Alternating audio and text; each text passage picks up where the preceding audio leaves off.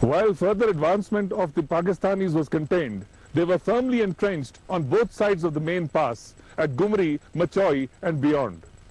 In the 3 months between July and September 1948, Indian troops made several attempts to storm the slopes on which the Pakistani bunkers were located. All these attempts failed. Then, sometime in August 1948, General Thimaia, the commander of the Indian forces, made a historic decision to take tanks up to the Zojila.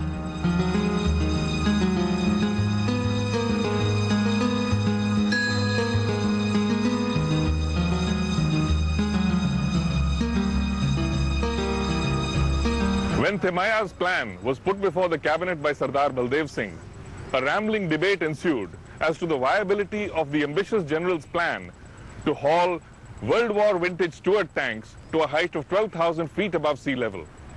Sardar Patel clinched the issue, saying, "This man, the military man Thimaia, knows his job.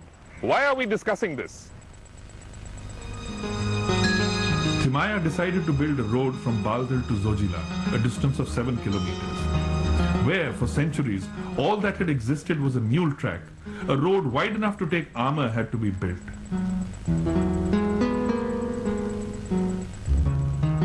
Time was short, winter loomed near, and then came upon the scene a brilliant young officer, Major Thangaraju of the Sappers. Thangaraju took up the challenge, and within 3 months the road was ready, aptly named Thangaraju Road.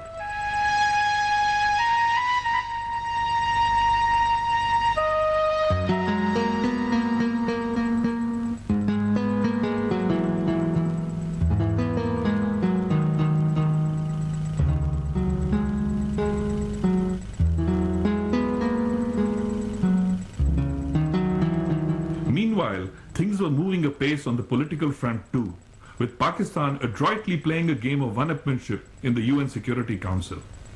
At the initiative of Syria, on the 3rd of June 1948, a 5-member commission was appointed by the Council.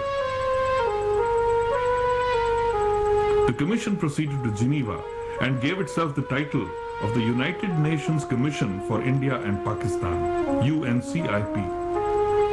A few days later, Zafarullah Khan, Pakistan's foreign minister, let the cat out of the bag by announcing that 3 brigades of the Pakistan Army had been in Kashmir since May 1948. The 5-member UN Commission passed its first resolution on the 13th of August 1948. This took note of the presence of the Pakistani Army in Kashmir. When first introduced, the resolution was clear on the inevitable withdrawal of the Pakistani forces from the Maharaja's dominions. In order to circumvent this, Pakistan feverishly went about raising 32 battalions of the so-called Azad Kashmir forces.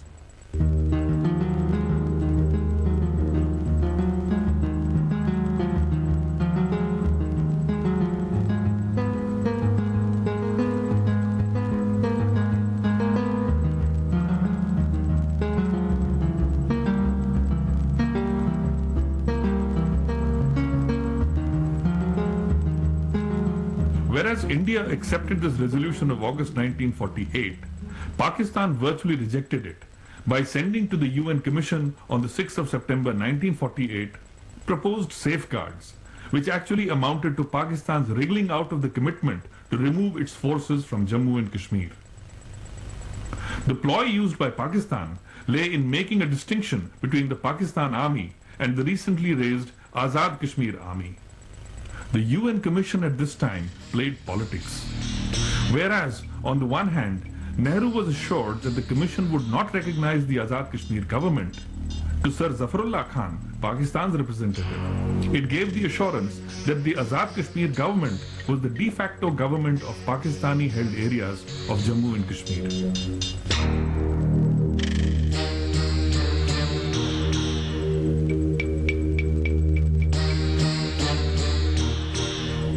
As politicians played the game of chess at the United Nations forums, Pakistan went on arming tribal bandits as a liberation army.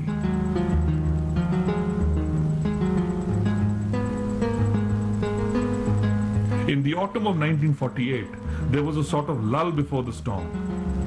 The Pakistanis were in control of virtually all of Baltistan, most of Ladakh, and were entrenched at the gateway of the Kashmir Valley, the Zojila.